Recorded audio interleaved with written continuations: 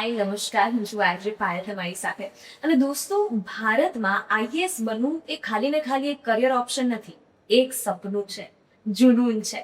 અને આ સપનાને જુનૂન સુધી પહોંચવા માટે એક રાઈટ ડિરેક્શન મળે, એક રાઈટ ગાઈડન્સ મળે, એક રાઈટ સ્ટ્રેટેજી સાથેનો એક રસ્તો મળે ખૂબ જરૂરી છે.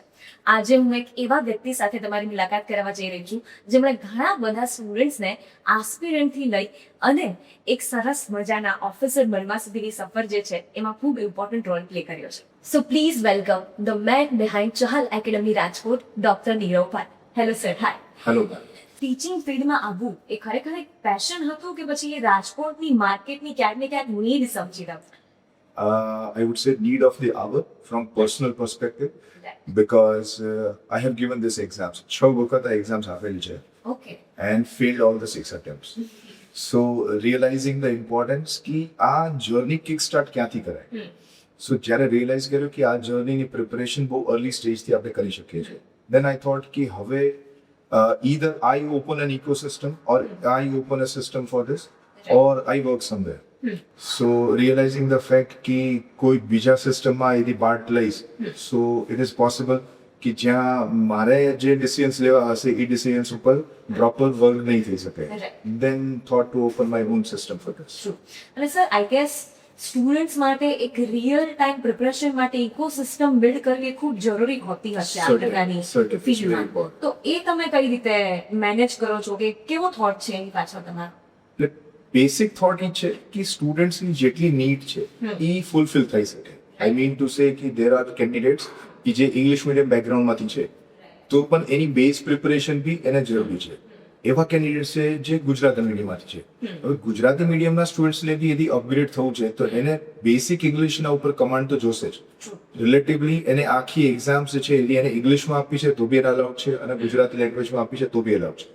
તો એવી સિસ્ટમ બનવી છે કે જેને લેંગ્વેજનો ફિયર જે છે ઈ રિમૂવ થાય. ઈ ફિયર રિમૂવ કરવા માટે તો we have to parallelly run an English coaching centre also, કે જેનાથી ઈ સ્ટુડન્ટ્સની જે પ્રાઇમરી નીડ્સ છે related to this exam and related to the entire personality makeover, ઈ બધી વસ્તુ यदि આવરી લેવું હોય તો ઇકોસિસ્ટમ જરૂરી છે. ઈ ફર્સ્ટ સ્ટેજ. દેન ઈ ફાઉન્ડેશન જ્યારે રેડી થયું, હવે he has two enter for the prelims crack કરી લે છે તો એની મેઇન્સ નો જે પોર્શન છે it is UPSC does not give more than 4 months of time. 120 દિવસ મેક્સિમમ ટાઈમ આપે છે. તો ઈ 4 months ના ડ્યુરેશનમાં એની પ્રિપેરેશન કરાવી છે તો એને early preparation, early mentorship, answer writing practice, any language કેવી છે, એનું પ્રેઝન્ટેશન કેવું છે, આખી વસ્તુ માળખાકીય લેવલે તૈયારી દેવી હશે. હવે ઈ તૈયારી બનાવી હશે અને ઈ સિસ્ટમ એને રેડી કરવું પડશે તો ઇટ ઇઝ નેસેસિટી की ecosystem જોઈ છે. And after cracking that level, when they enter for interview, in case mains crack નથી થતું તો નેક્સ્ટ યર માટેનું જે પાછું આખું મોટિવેશન એ બધા સ્ટેજીસ ઉપર a person has to be ready. So for me and for my entire team and system what we are trying to make over here, it is like ecosystem હશે તો આપણે એના નેગેટિવ્સ ને બી એબ્ઝોર્બ કરીને એને positive તરફ લઈ જઈ શકીએ. ઇકોસિસ્ટમ હશે તો એવા ચેલેન્જીસ બી ઘણા આવશે કે જેને ઓવરકમ કરવા પડશે તો જ તમે એને નેક્સ્ટ લેવલ સુધી, બીકોઝ સ્ટુડન્ટ જ્યારે એન્ટર થાય છે તો એઝ અ સ્ટુડન્ટ થાય છે અને એઝ એન એસ્પિરન્ટ થાય છે. બહાર નીકળે તો એક ઓફિસરની સફર પૂરી કમ્પ્લીટ થાય તો જ આખું સર્કલ કમ્પ્લીટ થયું. અને that's how the ecosystem works. This is what are purpose is. Yes. And sir, I think we are like living in a digital world right now, અને એનું ક્યાંક ને ક્યાંક એજ્યુકેશન સિસ્ટમમાં પણ થોડા પડઘાઓ દેખાઈ રહ્યા છે, સંભળાઈ રહ્યા છે. તો તમારા મતે ઓફલાઈન ક્લાસીસ કે ઓનલાઈન ક્લાસીસ વધારે ઇફેક્ટિવ શું હોઈ શકે? બંનેના પોઝિટિવ્સ અને નેગેટિવ્સ છે. ઓકે. કે યુપીએસસી પ્રિપરેશન કરવા વાળા વિદ્યાર્થી જે છે એ ઓનલાઈન ક્લાસીસ બી અટેન્ડ કરીને એને અપગ્રેડ તો ઓફલાઈન પેટર્નમાં જ થવું પડશે. ઇન ધ સેન્સ કે એની આન્સર રાઇટિંગ પ્રેક્ટિસ, એનું ઇવેલ્યુએશન, જે સ્ટેજીસ જે છે તો એ સ્ટેજીસ માટે એને વન ઓન વન ઇન્ટરેક્શન જોશે. કાંઈ એને ઓનલાઈનમાં મળે છે અને કાંઈ એને ઓફલાઈનમાં મળે છે, જોશે ને ઈ જ બેટરમાં.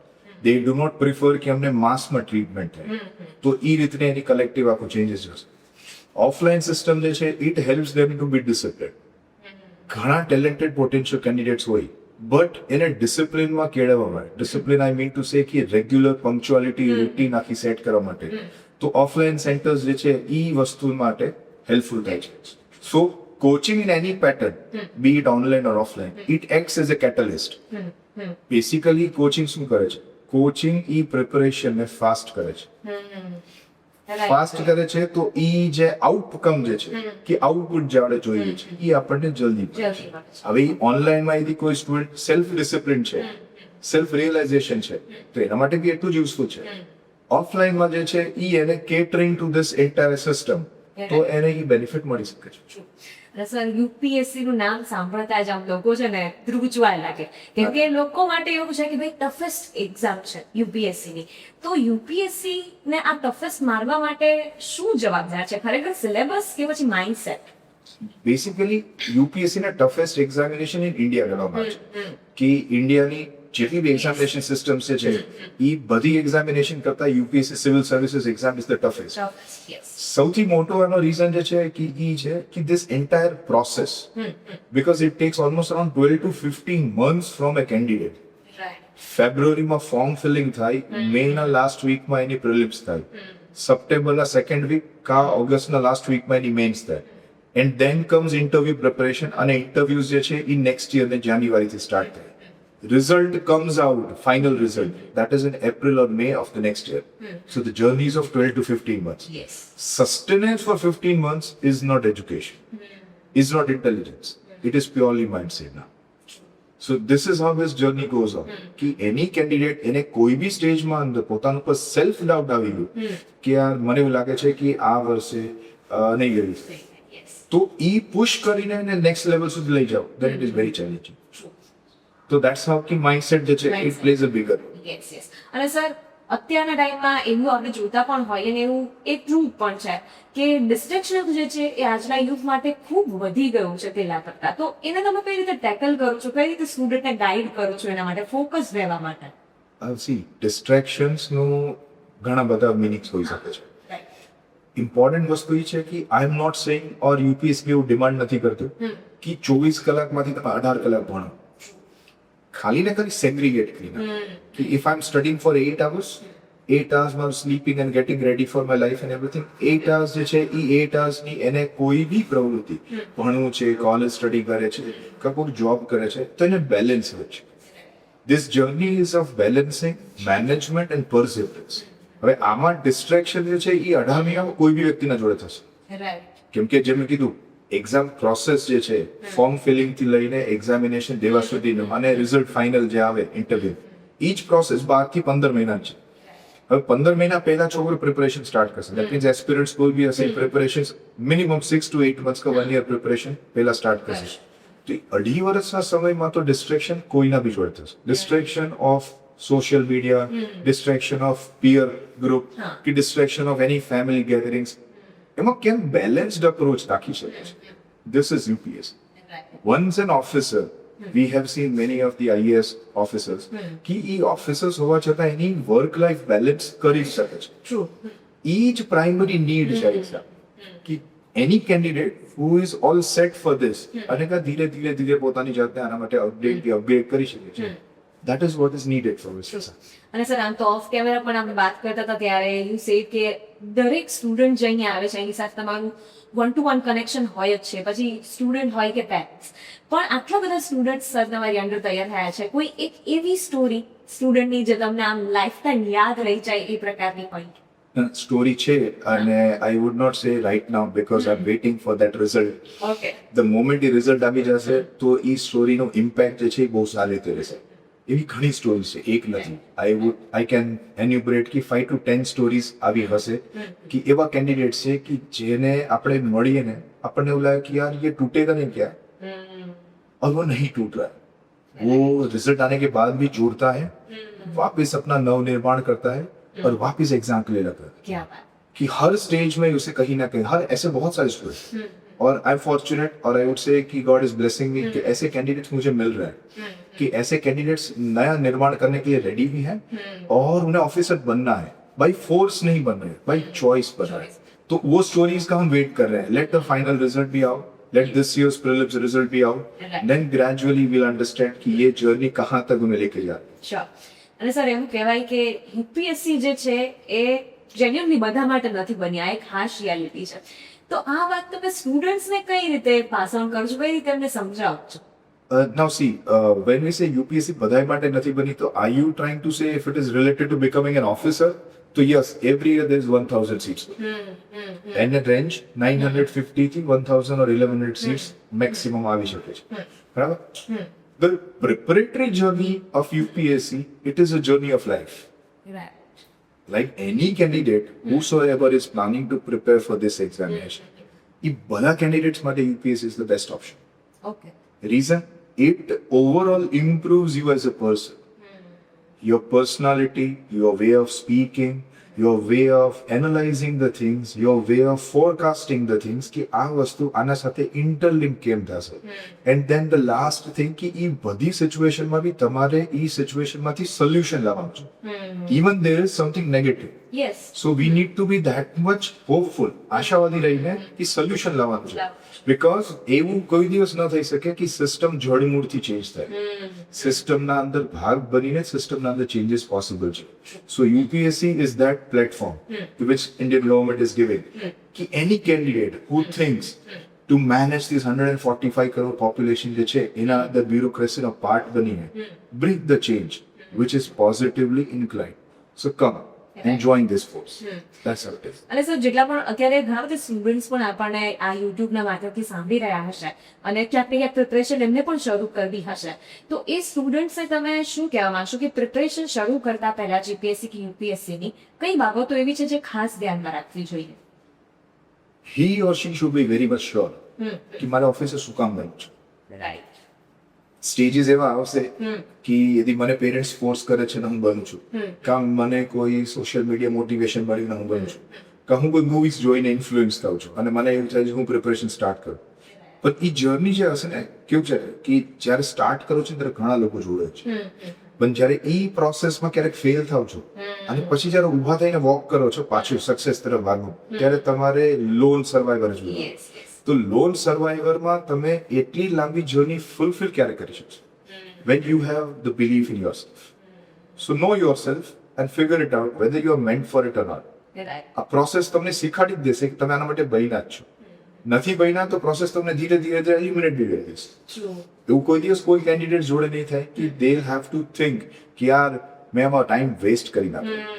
It is always a learning lessons of life. Always. So sir, I have heard great things about Chahal Academy Rajkot, to be very honest. તમારા મોઢે જ નહીં, રાજકોટમાં ઘણા બધા અલગ અલગ લોકોને મળવાનું થતું હોય અને જ્યારે પણ વાત થાય ત્યારે પણ મને એવું થાય છે કે વાતો તો ખૂબ સાંભળી, પણ આમ એક જો પ્રેક્ટિકલ એક્સપિરિયન્સ કરવો હોય તો હું સ્ટુડન્ટ્સને મળીને એમને પૂછી શકું? Certainly ma'am, you can meet any of the candidates. I am sure કે જે તમને જાણવાનું છે honest જ હશે. Yes, thank you sir. So let's have a look. મારે ખાલી એક નાનકડો સવાલ તમને એ પૂછવો છે કે તમારો ગોલ શું છે? મારો મેઇન ગોલ તો કલેક્ટર બનવાનો છે, એટલે Wow. અત્યારે જીપીએસસી થ્રુ ડેપ્યુટી કલેક્ટર ને પછી આગળ કલેક્ટર. અજય, જો હું તમને એવું પૂછું કે આ 8 થી 10 કલાકના સમય દરમિયાન કઈ રીતે સિસ્ટમેટિકલી તમે પહેલાં તો પ્રિપરેશન કરતા હોવ છો, અથવા તો આપણા અહીંયા જેટલા પણ ટ્યુટર્સ છે એમના તરફથી તમને ગાઈડન્સ મળ્યું હોય કે આ રીતે આપણે પ્રિપેર કરવાનું? ફર્સ્ટ ઓફ ઓલ ઇનિશિયલી બધા માટે ડિફિકલ્ટ રહે કે જે ઇનિશિયલ સ્ટેજ હોય ત્યારે તમે પોતાની રીતે ટાઈમ ટેબલ બનાવીને એને ઇમ્પ્લિમેન્ટ કરવું બહુ ડિફિકલ્ટ હોય છે. તો એ ડ્યુરેશનમાં કોઈ ગાઈડન્સ અને મેન્ટરશિપની નીડ બહુ ક્રુશિયલ હોય છે. હા, એના માટે તમારી પાસે અગર ઇન હાઉસ ફેકલ્ટી હોય અને Nirav sir the director of the Chahal academy Rajkot, એમનું ગાઈડન્સ બહુ ક્રુશિયલ હતું initially. The importance is you finish the topics. હા, તો એ ઇમ્પોર્ટન્ટ છે, ના કે તમે કેટલો ટાઈમ વાંચો છો. હા, ક્યારેક 4 કલાકમાં પણ તમારા ટોપિક્સ પૂરા થઈ શકે, ક્યારેક 12 કલાક પણ થઈ શકે. ચહલ એકેડમી જે છે એ બીજી એકેડમી કરતાં કઈ રીતે અલગ છે, તો શું એનો જવાબ હોઈ શકે તમારી માટે? પહેલી વસ્તુ તો એ કે ચહલ એકેડમી અને બીજી એકેડમીમાં એ ફેર છે કે ઇન્ફ્રાસ્ટ્રક્ચર. રાજકોટની જેટલી એકેડમીઝ છે તેમાં ચહલ જેવું ઇન્ફ્રાસ્ટ્રક્ચર ક્યાંય નથી. બીજી વસ્તુ કે જે ચહલના ટીચર્સ છે, તમે ફાઉન્ડેશન કોર્સથી લઈને કોર બેચેસ જોઈ લ્યો તો એમાં તમને A1 અને સુપર ક્લાસ ટીચર મળશે કે જે તમારા બધા કન્સેપ્ટ એ રીતે ક્લિયર કરશે કે તમારું બેઝ અને ફાઉન્ડેશન બહુ ક્લિયર થઈ જશે. મેં આની પહેલાં એક આઈસમાં હું ગયો હતો, પણ એમાં એવું જોયું કે આમ પર્સનલ ફેકલ્ટી કોઈ પડ્યા ને એ આમ કોઈ દિવસ કોઈ સ્ટુડન્ટની આમ રાય નહીં પૂછતા તમને કે કેવા આમ લેક્ચર લેવા આવ્યો કે આ સરને તમે મળ્યું કે મજા આવે છે કે આમાં, કે તો અહીંયા આવીને નીરવ સરે અમને પૂછ્યું કે તમને આ ફેકલ્ટી આમાં શું તમને મજા આવે છે, અને પાછું એવું નથી કે અહીંયા ખાલી ઓનલી જીપીએસસી હાટું થઈને તમે અહીંયા આવો તો, પણ એ પીએસઆઈમાં બીજા એક એમાં સપોર્ટ કરે. પર્સનલ લેક્ચર મારી હાટું થઈને કર્યા હતા ગુજરાતીના ને એ બધે. મારે તો બીજા કોઈ ક્લાસીસ છે તો એમાં શું છે કે એઝ અ કેન્ડિડેટ તમને ટ્રીટ કરશે, ભાઈ અહીંયા તમને પર્સનલ તમારા એક એઝ અ સન કે એઝ અ ડોટર ટ્રીટ કરે.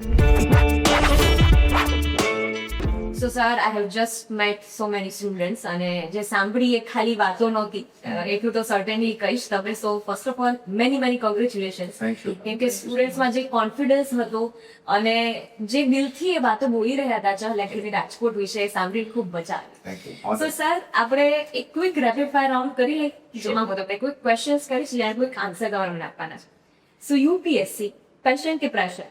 Perseverance, very nice. એનસીઈઆરટી કે advance books? always NCERT. Okay.